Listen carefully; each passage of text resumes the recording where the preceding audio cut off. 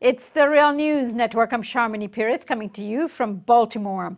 On March 28th, President Trump issued an executive order directing the Department of Interior to resume leasing public lands to the coal industry, overturning a coal leasing moratorium put in place by President Obama. One day later, the Department of Interior followed through on President Trump's directive. The coal leasing program determines how 570 million publicly owned acres are leased to coal companies for exploration and mining. It has not been significantly updated since 1979. More than 1/10 of U.S. greenhouse gas emissions, the pollution that drives climate change, come from coal mined in federal land.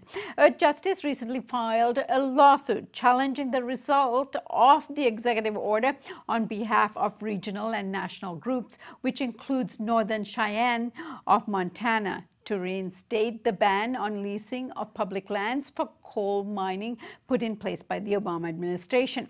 Joining us now to discuss this important legal case are two guests. First, we have President Jace Killsback, who is the tribal president and spokesperson for the Northern Cheyenne. And we have Jenny Harbine, who is the staff attorney for Earth Justice's Northern Rookie's office in Bozeman, Montana. I thank you both for joining us today. Thank you. Thank you. President Killsback, lifting the coal mining moratorium on federal lands, what effect is it going to have on your community? Well, we think that there are a number of impacts that would affect our tribal way of life, our homeland, our community. There's, of course, the environmental impact that we have some of the highest air quality standards and water quality standards in the region. And we have Class 1 air quality standards for treatment as a state for our nation.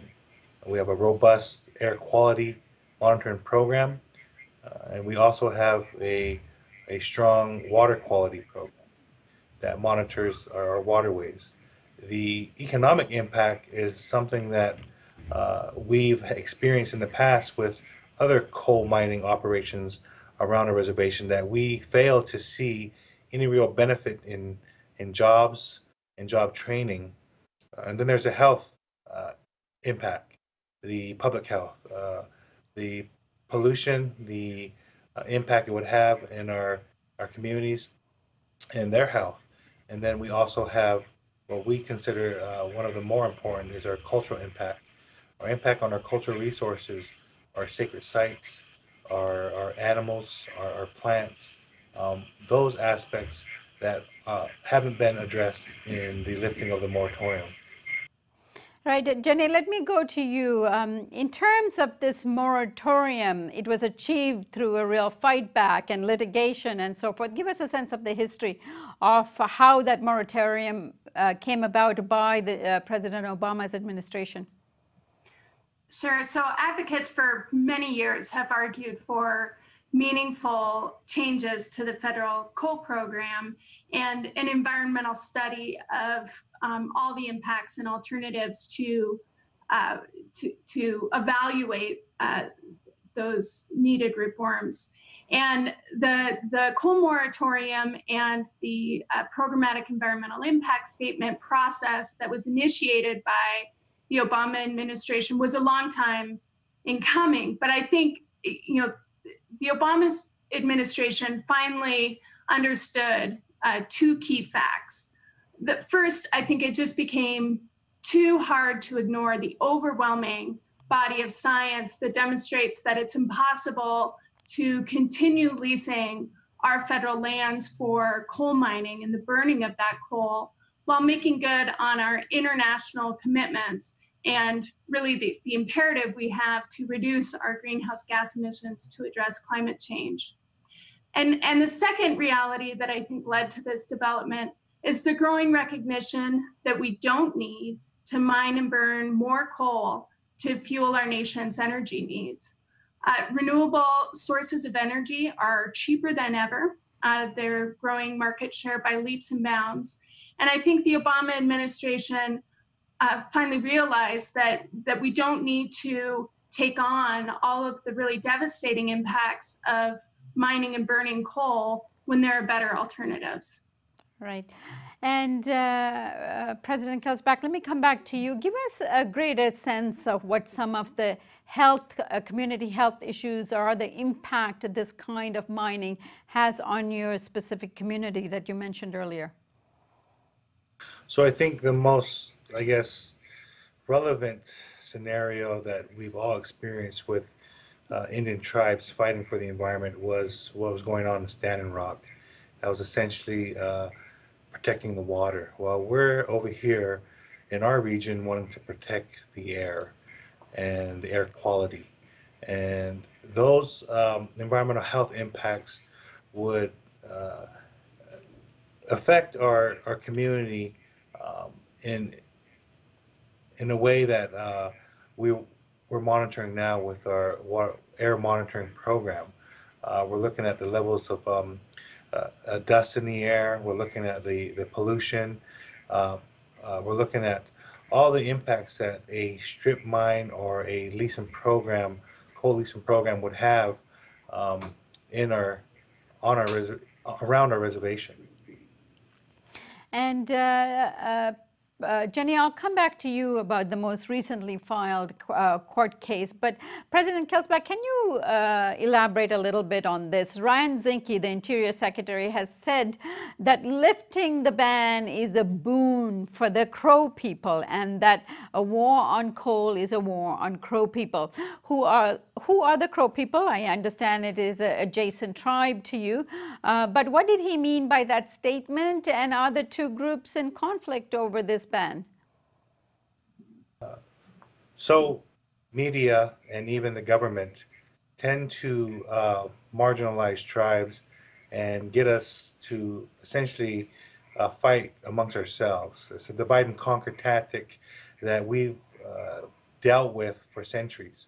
And right now, we have a strong cultural worldview that tells us to keep our land pristine, our air and water clean, and that's the way the Creator made the Cheyenne. So our worldview, our ceremonies, our language connect us to the land as stewards of the land. And it may be a different worldview that the Crow Nation has in regards to how they choose to develop their resource. We have no issue with that. If the Crow choose to develop coal, which they have been even under Obama administration, they can continue that. We're concerned about our land, our homeland, our environment, and our cultural view on that. We don't want to be pitted against each other, because we're not against Indian tribes developing their natural resources on their own lands. We strongly believe that the moratorium allowed for a reevaluation and a review of the current standards on how that program is carried out. There are specific acts, the NEPA, National Environmental Protection Act, and the National Historic Preservation Act, that come into play for tribes in protecting cultural resources, sacred sites, areas of significant value, cultural value. And we think that this process would even benefit the Crow tribe who choose, again, co-development. We're not at conflict. We have, of course, different worldviews. That's why we're different tribes. There's over 565 nations in the United States, and they all have different origin stories, different languages, and different views. And ours happens to be one with the land. It's a very strong bond we have, and it's through not only our creation story, but our practices, our life ways. So that is why we have chosen not to develop our resource. That's why we keep it in the ground. And we've done this for decades. Legally, we've done it, and as a tribal government, we've done it. Now, President Killsback, the Northern Cheyenne people sent a letter to Ryan Zinke. Tell us about the letter, what's contained in it, and what are you challenging him on? The letter wasn't a challenge. The letter was a request for consultation. We know that previous administrations, including the Obama administration, have issued out executive orders requiring meaningful consultation with tribes. In that case, we reached out to Zinke, who's a Montanan, who we've also supported and are glad to see in the position of the Secretary of Interior, because he wears two hats. One in dealing with, of course, the coal leasing program, but the other hat of working and being the trustee of federally recognized tribes. We reached out to him in the spirit of government to government to ask that he listen to our voice on the negative impacts that the moratorium lifting would do. And we also asked that he sit down with the nation, the Northern Cheyenne Nation, and discuss with us the possibility of positive outcomes that may come of that lift, if there are any.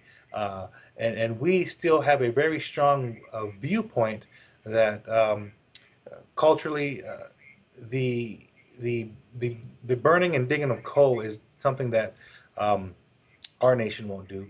But if that is occurring in and around the area we co-inhabit with neighbors, our reservation needs to again have a voice in how that's being done.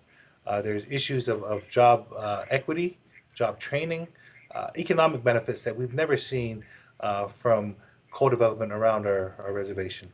But on the stronger note, again, we understand, just like was mentioned from Earth Justice, the science behind this, that this is an outdated industry, and that we've for decades have essentially opposed development on our reservation and have asked for partnerships or at least consultations with neighboring communities who have coal development as their economy and as a source of energy. Now, Jenny, I understand that Earth Justice has not filed another case, this time against the Trump administration to reimpose the moratorium. Give us a sense of those kinds of legal battles that are underway and how you intend to go about them.